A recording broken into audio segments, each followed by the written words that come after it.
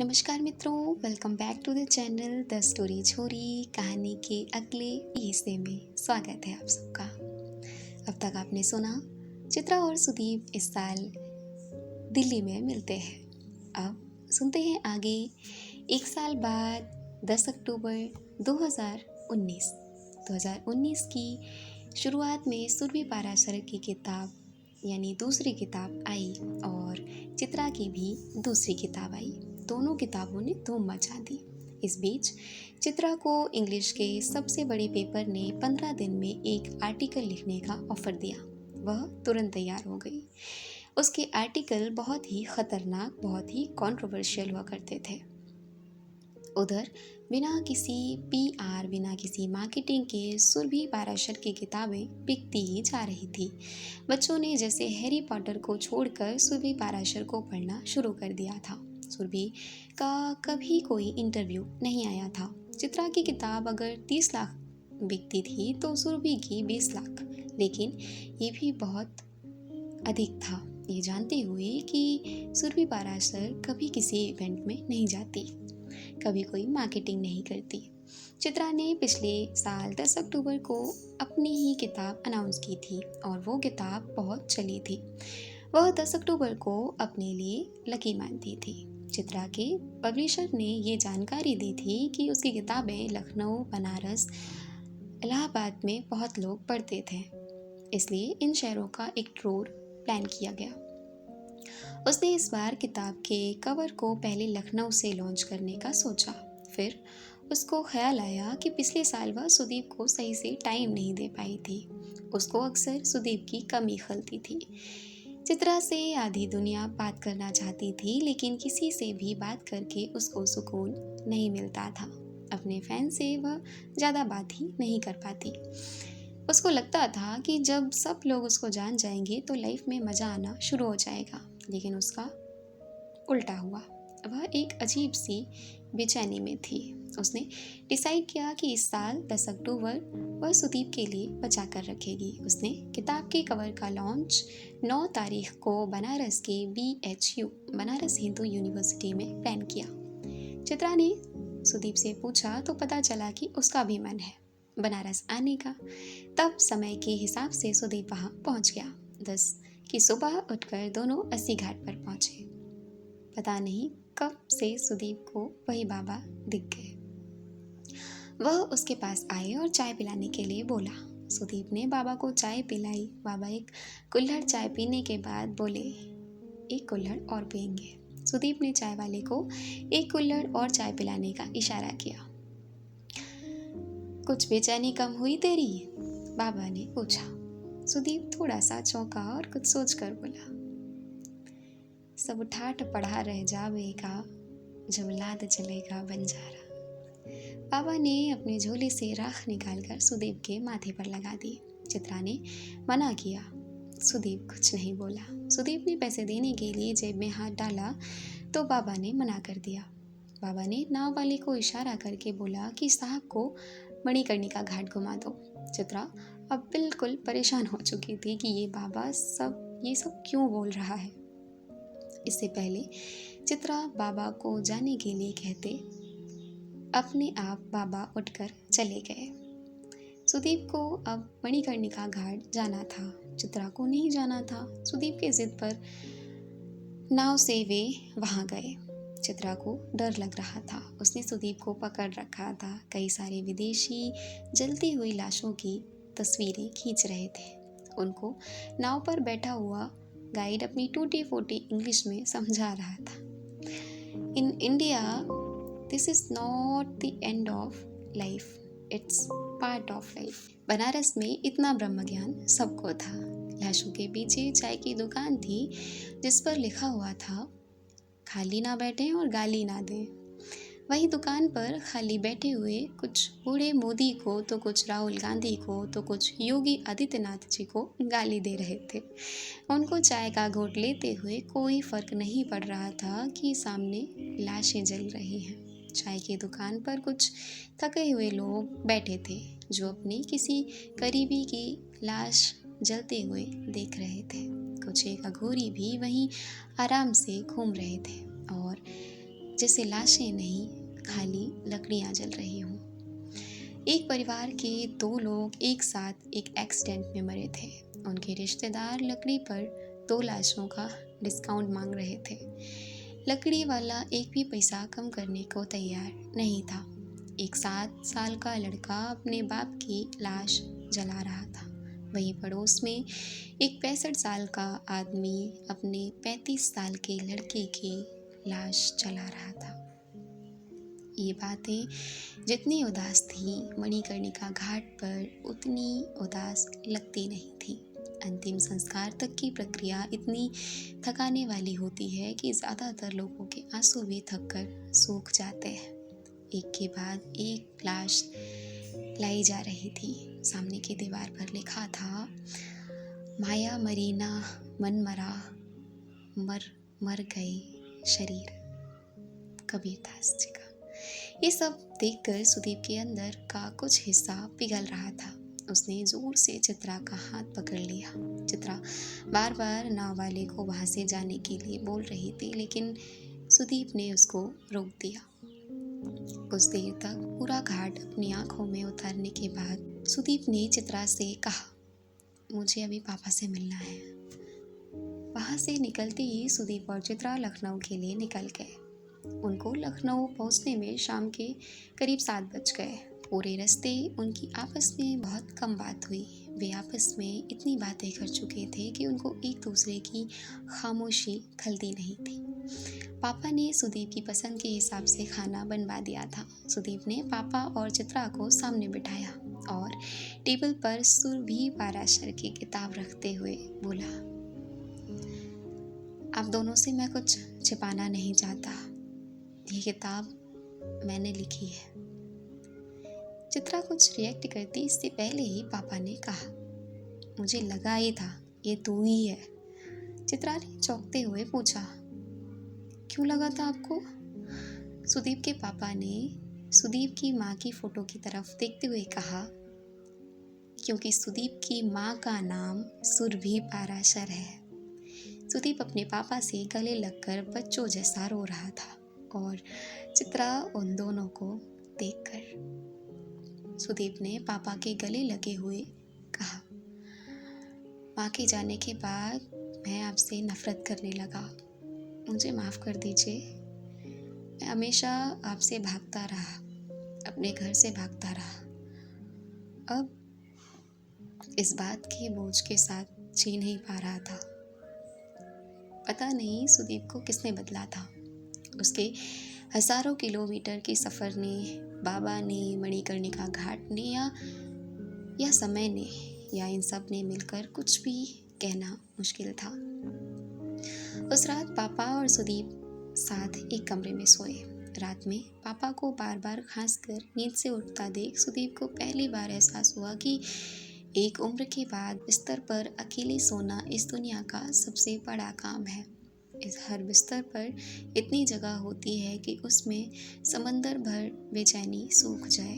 सुदीप को सालों बाद पापा के साथ सोकर अपना खोया हुआ घर वापस मिल गया था। अगले दिन सुबह छत पर उसने बताया कि उसके पास अब भी कुछ 50 करोड़ रुपए हैं। वह सारा पैसा सुरभि पाराशर फाउंडेशन के नाम कर रहा है। उसने चित्रा और पापा दोनों से ये वादा लिया कि इस बात का जिक्र कभी किसी से ना किया जाए। सुदीप ने सुरभि फाउंडेशन के बारे में सब कुछ सोच रखा था, जिसमें ऐसे बच्चों को स्कॉलरशिप दी जानी थी जो किसी भी वजह से अपनी पढ़ाई पूरी नहीं कर पाए थे। सुदीप ने जो किताब सुरभि पाराशर के नाम से लिखी थी, उसकी रॉयल्टी के पैसे भी सुरभि फाउंडेशन में ही जमा होने थे। पापा को चित्रा के साथ अपना घर पूरा लगता था। असल में घर में माँ के ना रहने से और तो जो कुछ होता हो, लेकिन सारी बातचीत रुक जाती है। चित्रा इस घर का अधूरा हिस्सा हो गई थी। लड़कियां एक समय के बाद घर की माँ बन जाती हैं और फिर पता नहीं कब घर की नींव का हिस्सा हो जाती हैं। पापा ने दोनों से शादी के लिए पूछा तो चित्रा और सुदीप दोनों ने बताया कि बस अगले 10 अक्टूबर को हम शादी कर लेंगे। 4-5 दिन रुकने के बाद चित्रा वहाँ से दिल्ली चली गई, इस वादे के साथ कि महीने में एक बार वह लखनऊ ज़रूर आया करेगी। सुदीप भी नॉर्थ ईस्ट रोड ट्रिप पर जाना चाहता था। वह सुरभि पारासर फाउंडेशन का काम पूरा करके जाने का प्लान कर रहा था।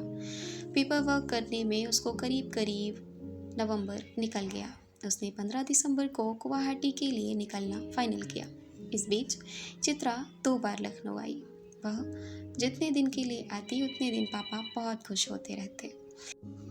15 दिसंबर को वह गुवाहाटी के लिए निकला। उसको गोरखपुर होते हुए जाना था, लेकिन उसका मन इलाहाबाद होते हुए जाने का था, क्योंकि उसके पिताजी इलाहाबाद के पढ़े थे और उसको वैसे भी इलाहाबाद में संगम जाना ही था।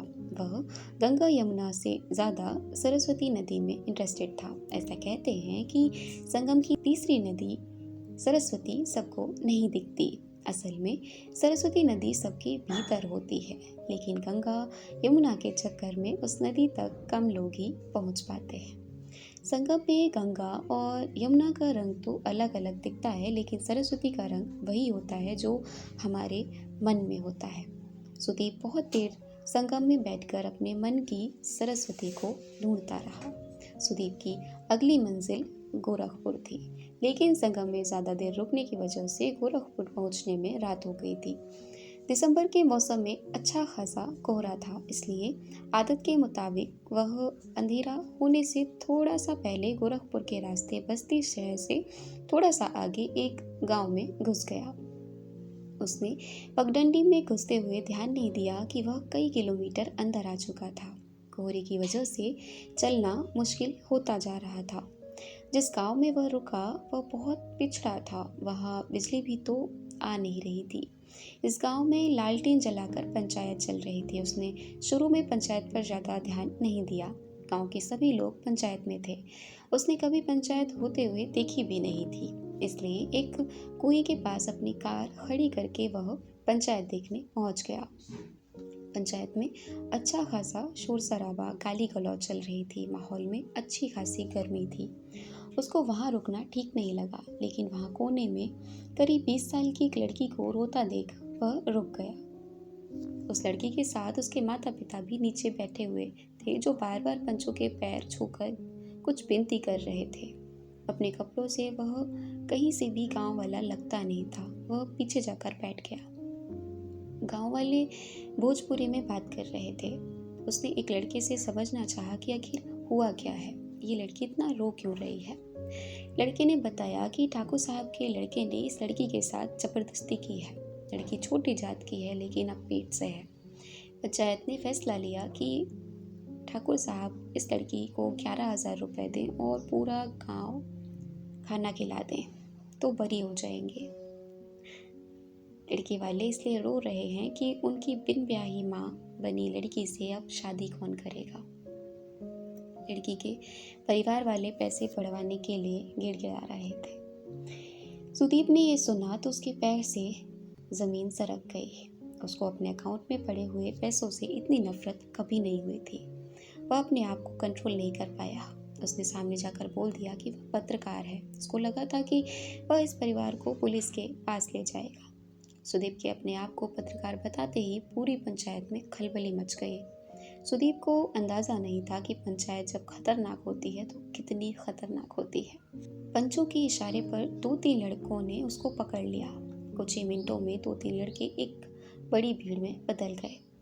सुदीप किसी तरह से भागकर अपनी कार तक पहुंचा। उसने अपनी कार भगाई। कोहरा अंधेरे में बुरी तरीके से मिल चुका था। इधर कुछ लोग मोटरसाइकिल से उसका पीछा करने लगे। एक दो पत्थर उसकी कार का शीशा तोड़ चुके थे। सुदीप जितनी तेजी से कार भगा सकता था भगा रहा था। हाईवे से आती हुई हॉर्न की आवाज़ से उसको अंदाज़ा लगा कि हाईवे अब ज़्यादा दूर नहीं है। एक दो पत्थर उसके बिल्कुल पास से होकर गुजर चुके थे। सुदीप जिस पगडंडी से बाहर निकला, ठीक उसी समय एक ट्रक ने आकर उसको टक्कर मार दी। ट्रक वाले की गलती नहीं थी। कोहरे में किसी को भी धोखा हो सकता था। गाँव वाले वापस लौट गए जैसे कभी कुछ हुआ ही नहीं था। गांव में ठाकुर साहब ने गांव भर को खिलाने की तैयारी शुरू कर दी थी। ट्रक वाला डर के मारे भाग गया। कार वहीं कोने में बहुत देर तक पड़ी रही। रात के करीब 10 बजे पुलिस को गश्त में एक्सीडेंट के बारे में पता चला। सुदीप के पापा को लखनऊ में सूचना दी गई। पापा ने तुरंत ही चित्रा को फ़ोन करके बताया। वे बहुत ज़्यादा घबराए हुए थे। सुदीप के पापा का एक स्टूडेंट गोरखपुर का डीएम था। उसने बिना एक भी मिनट गवाए सुदीप का इलाज शुरू करवा दिया। टक्कर इतनी खतरनाक थी कि कार पूरी तरह से पिचक चुकी थी। सुदीप के पापा और चित्रा दोनों शाम तक हॉस्पिटल पहुंच चुके थे। पापा का रोना थम ही नहीं रहा था। डॉक्टर कुछ भी नहीं बता रहे थे। 16 दिसंबर की सुबह सुदीप इस दुनिया से आज़ाद हो गया। जब कोई मरता है तो वह अकेले नहीं मरता, अपने साथ पूरी दुनिया लेकर मरता है। चित्रा और पापा के लिए पूरी दुनिया खत्म हो चुकी थी। सुदीप की लाश को बनारस लाया गया। बनारस आदमी कभी न कभी पहुंच ही जाता है। सुदीप की लाश के पास बहुत सारे लोग थे, लेकिन पता नहीं कहाँ से वह बाबा सुदीप की लाश के चलने के दरमियान पूरा वक्त वहीं पर था। सुदीप की मौत गुमनाम मौत थी। वह शायद चाहता भी यही था। गुमनाम मरना हमारे समय की सबसे बड़ी लग्जरी है। किसी को कभी पता ही नहीं चला कि उस गांव में उस दिन क्या हुआ था। ज़रूरी नहीं कि भीड़ घेर कर ही मारे। भीड़ कई बार चुपचाप भी मार देती है। जनवरी में सुदीप का वकील मुंबई से लखनऊ आया। उसने रुपए का हिसाब किताब दिया। सुदीप की इच्छा सुदीप के पापा सुन ही नहीं पाए। सुदीप के पापा अनाथ हो चुके थे। सुदीप की बिल में उसके सारे पासवर्ड थे। चित्रा ने वहीं लखनऊ में रहने का फैसला किया। सुदीप ने अपनी विल में यह भी लिखा था कि अगर उसको कुछ हो जाए तो उसके किताब के सारे राइट्स चित्रा के पास चले जाएंगे। चित्रा ने लिखना छोड़ दिया। पापा को जब भी उसकी याद आती वह सुदीप के कमरे की एक एक चीज़ निकाल कर उसको दोबारा वहीं रख देते। ऐसे सफाई करते हुए उनको एक फाइल में सुदीप यानी कि सुरभि पाराशर की तीसरी किताब के कुछ पन्ने मिले। चित्रा ने जब पब्लिशर से बात की तो पता चला कि सुदीप ने आधी किताब ईमेल कर दी थी और बची हुई किताब वो जून में देने वाला था। किताब की लॉन्च डेट सुदीप ने 10 अक्टूबर 2020 रखने के लिए ईमेल किया था। चित्रा ने जब उन पन्नों को मिलाया तो पता चला कि ये उसी तीसरी किताब का हिस्सा है। चित्रा ने पापा को इस बात के लिए समझा भी लिया कि सुदीप की अधूरी किताब ही छपने भेज दी जाए। पापा भी इसके लिए तैयार हो गए। चित्रा का मन था कि सुदीप की आखिरी किताब में उसके बारे में सब कुछ लिखा जाए। चित्रा ने लिखना छोड़ दिया था। वह अब लखनऊ में ही सुदीप के साथ रहने लगी थी। पापा जब चित्रा को देखते तो उनको सुदीप की और याद आती। उन्होंने एक दिन चित्रा से कहा, बेटा तुम यहाँ से जा सकती हो, मेरे चक्कर में तुम अपनी लाइफ वेस्ट मत करो। चित्रा को सुनकर थोड़ा बुरा भी लगा। उसने पापा को समझाया भी कि उसको कोई दिक्कत नहीं है, वह कहीं भी नहीं जाएगी। इस पर पापा ने ये शर्त रखी कि अगर तुम नहीं जाओगी तो तुमको वैसे ही रहना होगा जैसे कि सुदीप हमारे साथ हो। ये बोलकर पापा की और ये सुनकर चित्रा की आंखें गीली हो गई। चित्रा ने कहा, पापा मुझसे नहीं हो पाएगा मुझसे। पापा नहीं माने। वह बिल्कुल जिद पर अड़ गए कि वह लिखना ना छोड़े। सुदीप के पापा ने चित्रा को समझाया कि सुदीप की माँ के ना रहने पर वह सबसे ज़्यादा उनसे लड़ना मिस करते हैं। पापा ने पुराने सारे कैसेट रखे हुए थे जो सुदीप की माँ को पसंद थे। चित्रा ने पापा की बात मानकर अपनी ज़िंदगी को आसान करना शुरू कर दिया।